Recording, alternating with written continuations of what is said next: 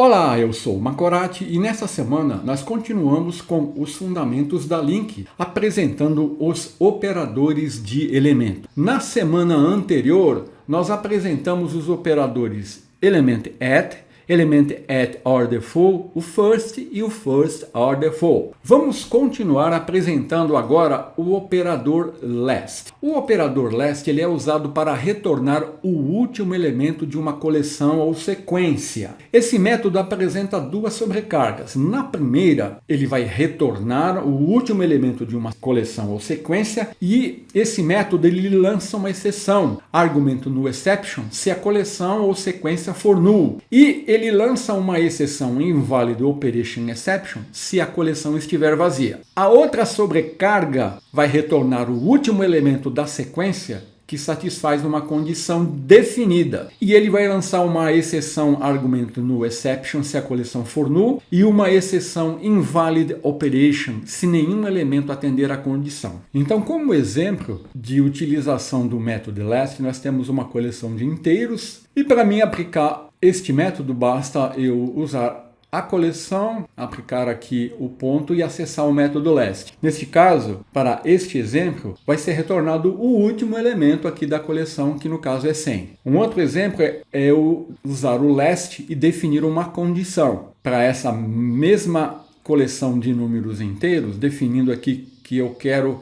retornar o último elemento da coleção que for menor que 50. No caso aqui o retorno vai ser 40, que é o último elemento dessa coleção que atende esta condição. Agora, exemplo lançando exceções. Se a coleção estiver vazia, eu vou ter o lançamento da exceção invalid operation exception. E se eu definir uma condição onde nenhum elemento atender essa condição, por exemplo, aqui eu estou definindo uma coleção de números inteiros, 1, 2, 3, e estou definindo uma condição que eu quero retornar o último elemento dessa coleção, cujo valor for maior que 5. Eu não tenho nenhum elemento que atenda essa condição. Neste caso, o last vai retornar um invalid operation exception. O last order full, ele faz a mesma coisa que o last. A exceção é que ele não lança uma exceção de operação inválida. Ao invés disso, ele retorna o valor padrão com base no tipo de dados do elemento. Então, ele vai apresentar as duas sobrecargas que vão operar da mesma forma. Então, tomando como base os mesmos exemplos, eu aplicando o last order full na mesma coleção de inteiros, eu vou obter o mesmo resultado. Se eu definir a mesma condição na mesma coleção, eu vou obter o mesmo resultado. A diferença é que ele não vai lançar exceções se a coleção estiver vazia, ele vai retornar o valor padrão. No caso aqui, ele vai retornar 0, porque a coleção ela é uma coleção de inteiros, que são tipos primitivos, tipos por valor. Então, o valor padrão retornado é 0. E aqui, se eu definir uma condição que nenhum elemento atender essa condição, ele vai retornar o valor padrão também, que no caso aqui vai ser 0. Então, essa seria a única diferença entre o last e o last order full. O last order full não vai lançar as exceções de invalid operation nesses dois casos aqui. Então, abrindo aqui o Visual Studio com o projeto preparado, eu vou iniciar definindo aqui uma coleção de números inteiros e eu vou iniciar usando o last. Então eu vou armazenar o resultado numa variável que eu vou chamar resultado. Para mim usar, basta eu definir o nome da coleção, coloco um ponto e acesso o método last. E aqui eu vou exibir o resultado. Então, eu executando aqui, o último elemento vai ser 100, é isso que ele vai retornar aqui no console, olha, 100. A mesma coisa se eu usar o last order full, não muda nada. Olha aqui, mesmo resultado, 100. Eu posso também definir uma condição, usando aqui uma expressão lambda. Agora eu estou definindo uma condição onde eu quero retornar o último elemento que seja menor que 50, por exemplo. Usando o método last, definindo a condição. Quando eu executar, eu vou ter aqui o último elemento da coleção que atende essa condição é o 40. Aqui eu não estou repetindo elementos, mas eu poderia repetir elementos, né? Por exemplo, estou colocando 2 40, ele vai me retornar o último elemento, que no caso aqui não tem nenhum efeito, porque os dois têm o mesmo valor. É assim que se comporta o last. A mesma coisa para o last order full. aqui, ó, vamos mudar aqui last order for. O comportamento deles vai ser o mesmo. Vai retornar o último elemento que atende à condição. Então, ó, se eu tiver elementos duplicados, não ocorre nenhuma exceção. Agora, se a coleção estiver vazia, por exemplo, vamos definir aqui que eu quero retornar o último elemento de uma coleção e a coleção está vazia. Neste caso, o last, olha, ele retorna um invalid operation exception. Já o last order for, ó, ele vai retornar o valor padrão que é 0, ó. Porque é uma lista de inteiro, é um tipo por valor, então ele vai retornar 0. Se fosse uma lista de strings, aí eu tenho que alterar aqui também o tipo, vamos colocar var aqui. Então, ó, uma lista de string é a mesma coisa, o last vai me retornar um invalid operation. Ó. Agora, o last order for vai me retornar o valor padrão, que agora, ó, é null, tá vendo? Ele não exibe aqui porque o string é um tipo por referência e o valor padrão é null. Se eu agora tentar definir aqui uma lista de elementos, vou colocar int novamente aqui, ó, e definir uma condição, por exemplo, n maior que 5. Eu não tenho nenhum elemento aqui que atende essa condição. O last, nós já vimos, ele vai retornar um invalid operation. O last order for, ele vai retornar o valor padrão, 0. Então, essa é a diferença entre o last e o last order for. O não lançamento da exceção invalid operation nesses casos, quando a coleção é vazia e quando nenhum elemento atende à condição. Continuando, eu vou apresentar agora a sintaxe de consulta utilizada para o método last ou last order for. Então aqui eu estou mostrando o last sem definir uma condição e definindo uma condição. Ó. From num em números, select num, aí eu uso o método last sem definir a condição, definindo a condição, last order for sem definir uma condição e definindo a condição. Aqui eu estou usando os dois métodos sobrecarregados para last e last order for. Continuando, vamos ver agora o método single. Esse método ele vai retornar um único e específico elemento da coleção. Então ele apresenta duas sobrecargas. Na primeira, ele vai retornar o único elemento da coleção e ele vai lançar uma exceção, um invalid operation, se não houver exatamente um elemento na coleção. Se tiver mais de um elemento, ele vai dar um invalid operation exception. Então aqui eu não defino um parâmetro. A outra sobrecarga permite eu definir um parâmetro, uma condição. Então ele vai retornar um único elemento de uma coleção que satisfaz uma condição especificada. E ele vai lançar uma invalid operation exception se existir mais de um elemento ou nenhum elemento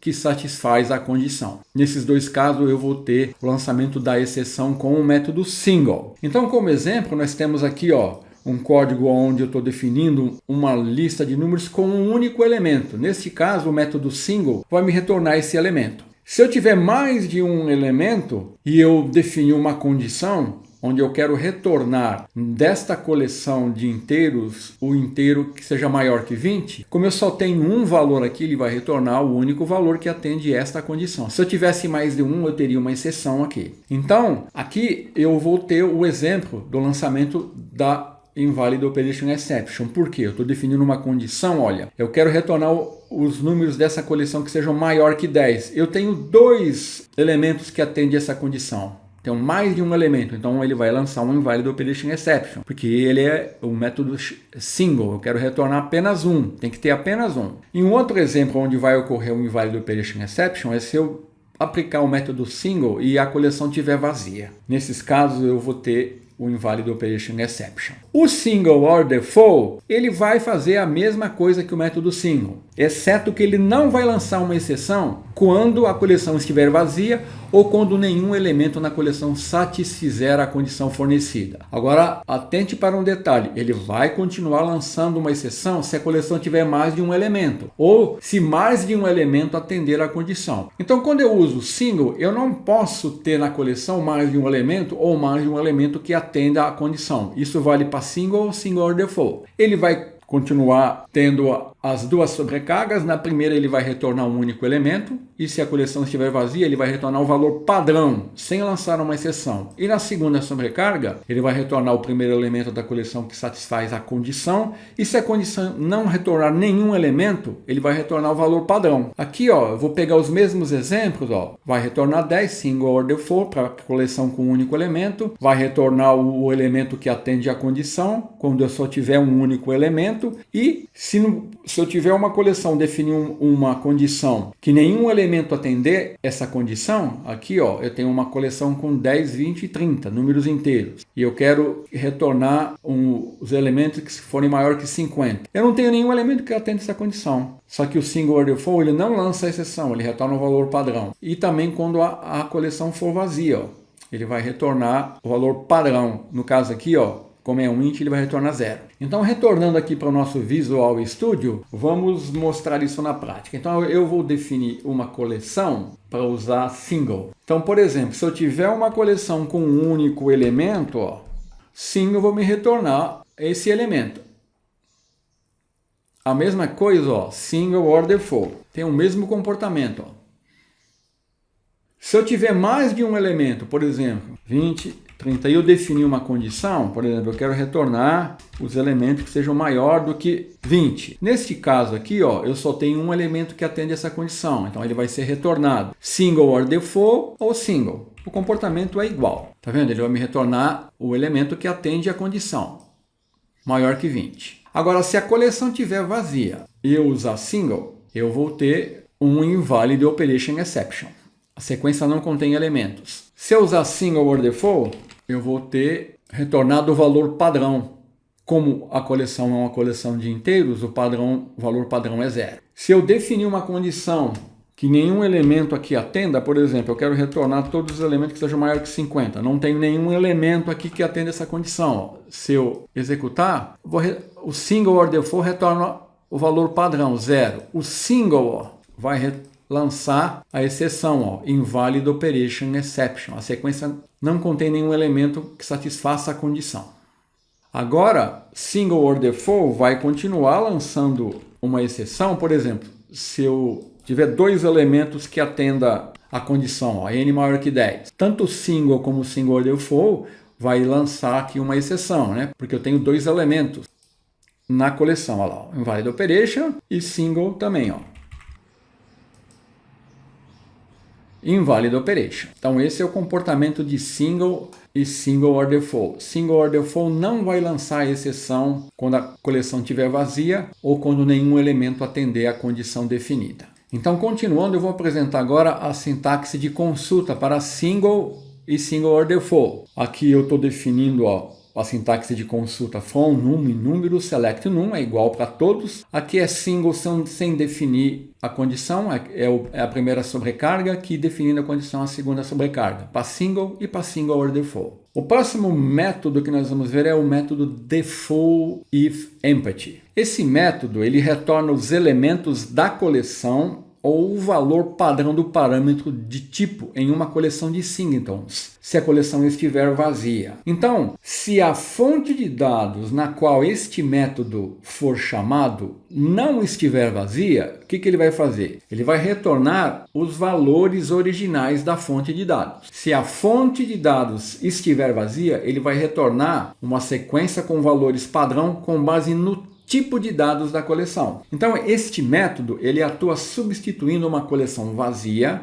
com uma coleção com um valor padrão que depende do tipo da coleção. Ele tem duas sobrecargas. Na primeira, ela não aceita nenhum parâmetro e neste caso, se a coleção estiver vazia, ele vai retornar os valores padrão com base no tipo. E na outra sobrecarga, nós podemos passar um valor padrão. E se a coleção estiver vazia, esse valor padrão será retornado pelo método como resultado. Então essa é a diferença entre essas duas sobrecargas do método default if empty. Então esse método aqui, ó, ele lida com coleções vazias de uma maneira especial. E ele vai retornar um valor padrão e não um erro. Então com ele eu posso substituir coleções vazias por uma coleção singleton, que pode ser mais compatível com outras partes do seu código, dependendo do cenário onde você for usar o default ou empty. Então, como exemplo de utilização deste método, nós temos o seguinte. Aqui, ó, eu tenho uma coleção de inteiros e eu estou aplicando o default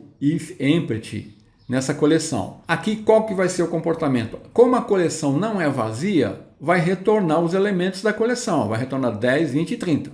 Aqui, ó, em resultado. Um outro exemplo são quando a coleção está vazia. Então, eu estou definindo uma coleção vazia, uma coleção de inteiros que está vazia. Então eu vou aplicar o método default if empty. Como a coleção está vazia, ele retorna 0, que é o valor padrão do tipo da coleção, ó, int. Um outro cenário é que eu posso definir um valor padrão ó, em default if empty, que eu estou definindo um valor primitivo, mas eu posso definir também aqui ó, um tipo complexo. Neste caso, ó, como a coleção está vazia, ele vai retornar o valor padrão que eu defini, aplicado à minha coleção. Se eu aplicar aqui um default if empty com valor padrão a uma coleção que tem elementos, vai retornar os elementos da coleção. Então vamos retornar aqui e ver isso na prática. Então eu vou definir aqui uma coleção de inteiros. Vou usar essa coleção que está aqui mesmo. Então vamos receber aqui o resultado num enumerable de int, que eu vou chamar de resultado. E aí eu vou usar a minha coleção e vou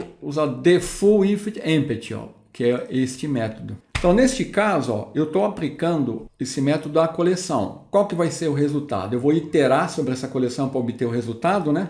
Vou percorrer aqui, ó, que é uma lista de inteiros, o resultado, e nós vamos ver aqui que ele vai retornar os valores da coleção, porque ela não está vazia. Olha lá, ó, 10, 20 e 30. Se a coleção estiver vazia, eu aplicar o default if empty, ó, vai retornar o valor padrão, 0, porque eu tenho uma coleção de inteiros. Se eu aplicar aqui ó, e definir um valor padrão em default if empty e a coleção estiver vazia, vai retornar o valor padrão que eu defini, ó lá, 5.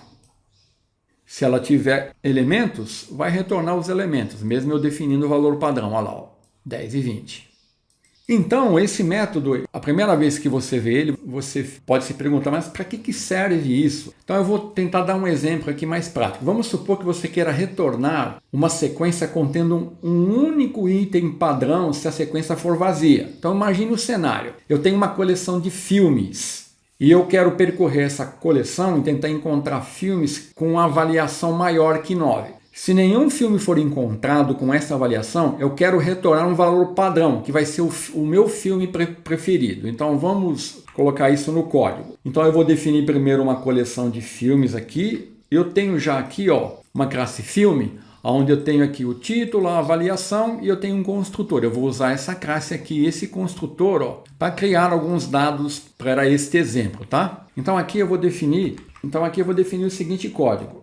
Eu vou criar aqui, ó, os dados de filme, né, ó, que está aqui definido pela minha classe filme. Então eu tenho o Titanic, avaliação 7, De Volta para o Futuro, avaliação 8 e Mulher Maravilha, avaliação 6. E agora eu vou definir aqui um filme favorito. Vou criar um filme favorito aqui para mim, que é o Quinto Elemento, que tem avaliação 10. Então eu quero percorrer essa coleção e eu quero que ela me retorne. Se tiver algum filme com avaliação superior a 9, eu quero que seja retornado essa sugestão para mim assistir. Caso contrário, eu quero que seja retornado o Quinto Elemento, que tem avaliação 10. Ou seja, esse filme aqui, ó, que é o filme favorito. Então, olha, posso fazer isso montando essa consulta. Filme a assistir. Então, eu defino a coleção, vou filtrar, quero retornar com avaliação maior ou igual a 9, e aqui eu vou aplicar o default if empty.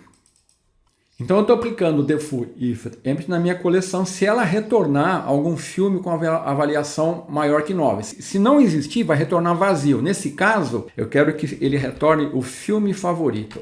E aqui eu vou colocar um first aqui, ó. Quero retornar a primeira ocorrência. Então eu vou dar um console write line, ó, o retorno de filme a assistir aqui vai ser um tipo de filme, né? Então eu vou dar filme a assistir, vou colocar aqui ó, título, só para a gente ver. Então é um cenário onde eu posso usar o default if empty, tá vendo? Aqui eu estou avaliando uma coleção, se a condição não for atendida, eu quero retornar um valor padrão. Então para isso eu uso o default if empty, que no meu caso o valor padrão foi definido aqui, ó, para simplificar o código, né? Num código de produção, o cenário é mais complexo. Então, executando aqui, ó, como eu não tenho nenhum filme que atenda essa condição, ele vai retornar o valor padrão. Olha aqui, ó. Olha lá, o quinto elemento, ele retornou. Por quê? Eu não tive nenhum elemento na coleção que atenda a essa condição. Então, o default if empty, nesse caso, vai retornar o valor padrão definido, que é o que nós exibimos aqui. Então, dessa forma, O método defull if empty, ele é útil para garantir que eu vou sempre ter um valor padrão quando eu filtrar uma coleção. E esse método, não sei se você está lembrado, nós utilizamos esse método para obter as consultas de junção, left, right e full outer join. Então era isso para esta semana, até a semana que vem, se Deus quiser.